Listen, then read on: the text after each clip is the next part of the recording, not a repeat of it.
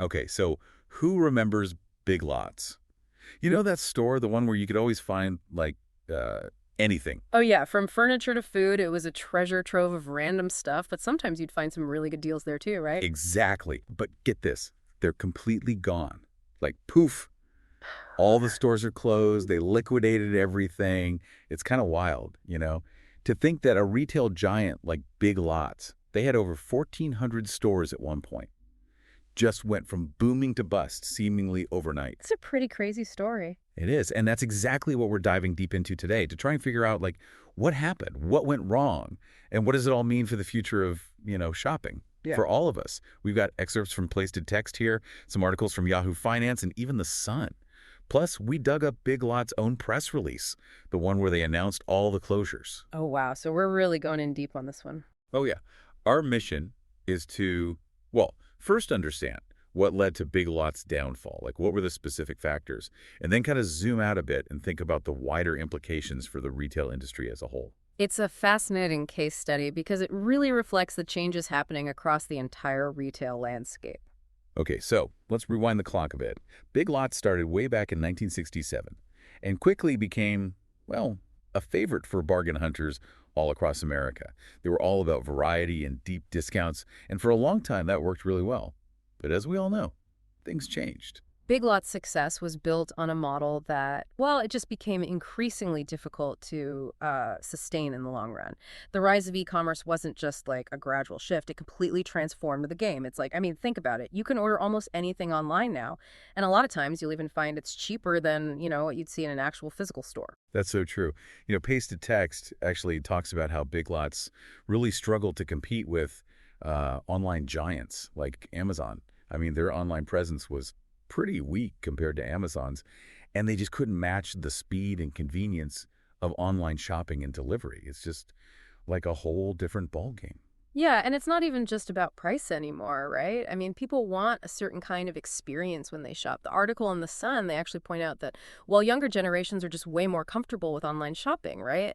And they're not just looking for like rows and rows of discounted stuff. They're looking for something that feels a bit more curated.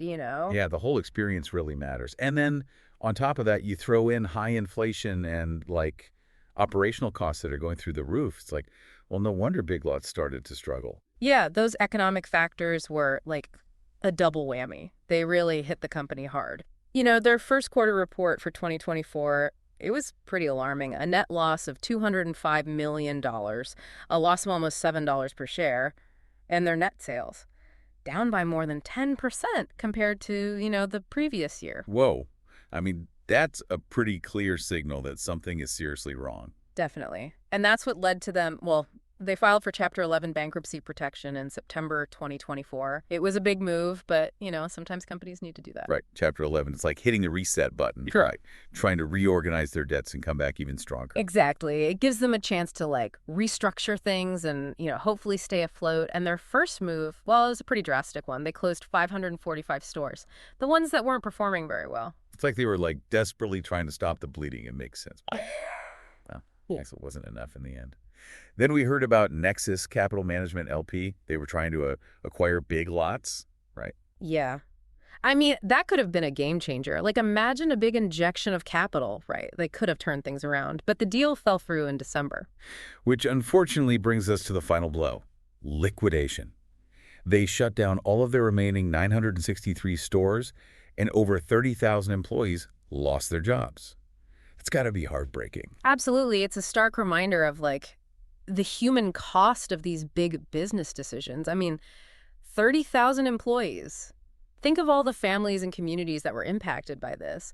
A lot of them relied on Big Lots for, affordable goods. Especially in economically disadvantaged areas. The Yahoo Finance article really drove that point home. Yeah, it did. And it's important to remember that Big Lots, well, they're not alone in this. We're seeing other retailers facing similar difficulties, like Conn's Home Plus, Right. and Red Lobster. They're all grappling with the same issues. E-commerce, consumers' habits are changing, and, well, the economic climate is just really tough right now. So taking a step back, what can we learn from all this? From Big Lots' downfall, I mean. Well, I think I think the biggest takeaway is that you have to adapt, right? You have to be innovative. Big Lots was successful for a long time, sure, but they didn't really evolve with the market. They needed to embrace e-commerce, really go all in on that, maybe offer a more curated experience, something that feels, well, special. Maybe they even needed to rethink their entire business model. It's a tough lesson, but It's a powerful lesson for any business, really. You can't just keep doing the same thing and expect to succeed forever. You have to be willing to change, to adapt with the times. absolutely. The world is changing faster than ever before, and if you can't keep up, well, you risk being left behind. It makes you think, like what about the stores we all go to regularly? Are they embracing the online world? Are they offering something that's, unique, something you can't just find anywhere else? It's something to think about. I mean, Big Lots story, it might just be a glimpse into the future of retail. Yeah. And ultimately, the choices we make as consumers, well, they're going to shape that future. That's a really good point. We all have a part to play in this. We do. All right, that's all the time we have for today's deep dive, but like always, we want you to keep the conversation going.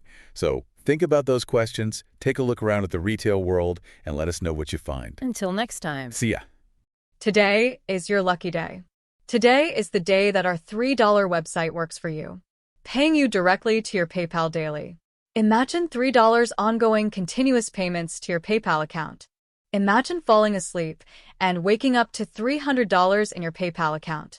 How would this make you feel? How could this help you? What bills could you pay? What kind of fun could you have? What does that retirement look like now? All for a one-time payment of $3. This website is DFY done for you, fully built and completely hosted, and never stops collecting payments for you. You have spent $3 on coffee on a regular, but that coffee won't help you create multiple streams of income. Click the link below.